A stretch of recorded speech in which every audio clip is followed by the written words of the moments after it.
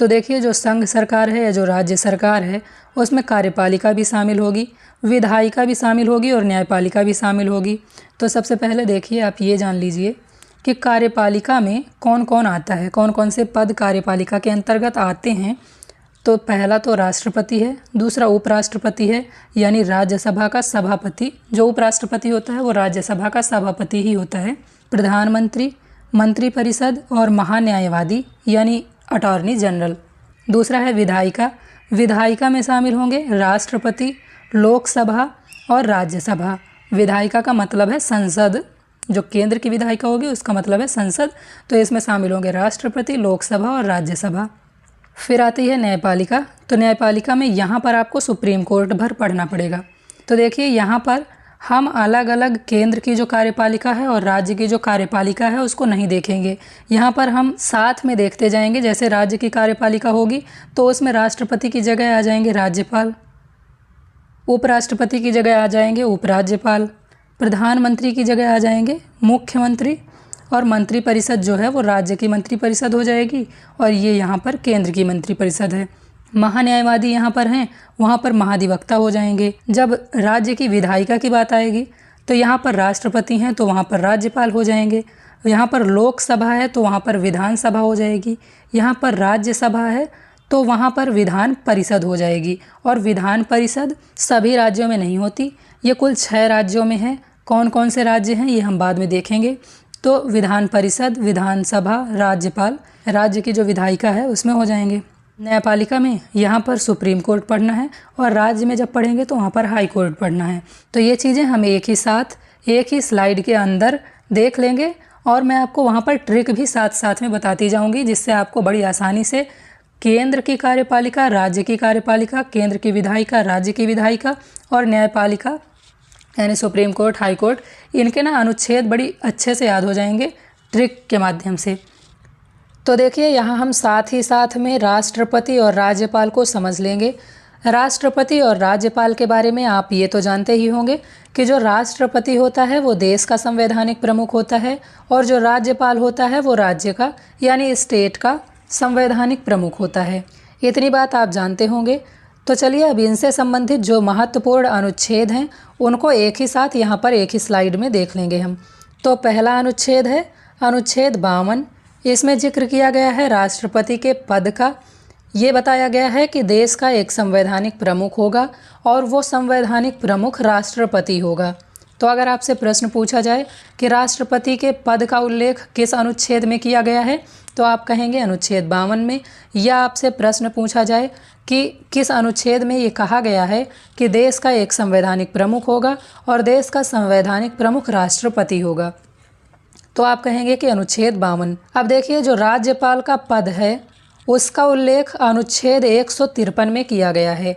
ठीक ऐसे ही जैसे राष्ट्रपति पूरे देश का संवैधानिक प्रमुख होता है, राज्यपाल किसी राज्य का संवैधानिक प्रमुख होगा। तो आपको ये अनुच्छेद याद कैसे करने हैं रिलेट करके, देखिए आपको सिर्फ अनुच्छेद याद करना है, अनुच्छेद 52। आपको ये याद करना है कि अनुच्छेद 52 में राष्ट्रपति के पद का जिक्र किया गया है। जब आपसे राज्यपाल का पद पूछा जाएगा तो आपको कुछ भी नहीं करना, आपको यहाँ पर 1 जोड़ देना है और ये जो 2 है यानी जो लास्ट नंबर होगा उसमें आपको 1 जोड़ देना है या इसके आगे वाली संख्या को यहाँ पर लिख देना है। तो यहाँ पर आपने 1 जोड़ दिया और इसके जो लास्ट वाला नंबर है उसके आगे वाली संख्या लिख दी, तो ये हो गया 153। तो राज्यपाल के पद का जिक्र किया गया है अनुच्छेद 153 में। तो देखिए अगला अनुच्छेद है अनुच्छेद 53। अनुच्छेद 53 में राष्ट्रपति के कार्यों और शक्तियों के बारे में बताया गया है। राष्ट्रपति जो होता है वो बहुत ही कम काम ऐसे हैं जो स्वेच्छा से करेगा, यानी उनके बारे में स्वयं निर्णय लेगा। ज़्यादातर काम जो हैं वो राष्ट्रपति, प्राइम मिनिस्टर या जो मंत्रिपरिषद होती है उसकी सलाह से करते हैं। तो ये बात आपको याद रखनी है। राष्ट्रपति के कार्यों और शक्तियों का जिक्र किया गया है अनुच्छेद 53 में। तो राज्यपाल जो है, राज्यपाल की शक्तियों और कार्यों का जिक्र किया गया है अनुच्छेद 154 में। अब आपको ये वाला अनुच्छेद याद रखने के लिए भी सेम ट्रिक अपनानी है। आपको याद करना है अनुच्छेद 53। अनुच्छेद 53 राष्ट्रपति के कार्यों और शक्तियों के बारे में बताता है। राज्यपाल के शक्तियों और कार्यों के बारे में कौन से अनुच्छेद में चर्चा की गई है, ये जानने के लिए आपको इसके आगे 1 लगा देना है और ये जो नंबर है, लास्ट नंबर है, उसके आगे वाला नंबर, इस नंबर को हटाकर यहाँ पर लिख देना है। तो ये आर्टिकल बन गया 154 और अनुच्छेद 154 में ही राज्यपाल के शक्तियों और कार्यों का जिक्र किया गया है। अब अगला अनुच्छेद है अनुच्छेद 54।